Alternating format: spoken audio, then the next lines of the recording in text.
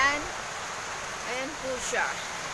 Lakas ng ulan, hangin. Siguro po, malakas ang alon nito ngayon sa dagat. Lagi pong umuulan na naman.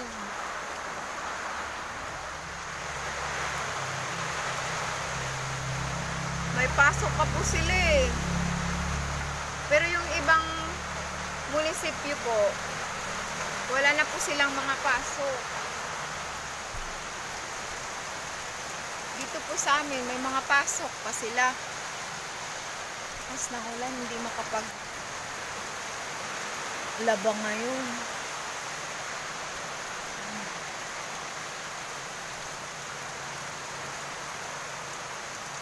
Nagsisipag para ng paninda ko. Ayun na sila.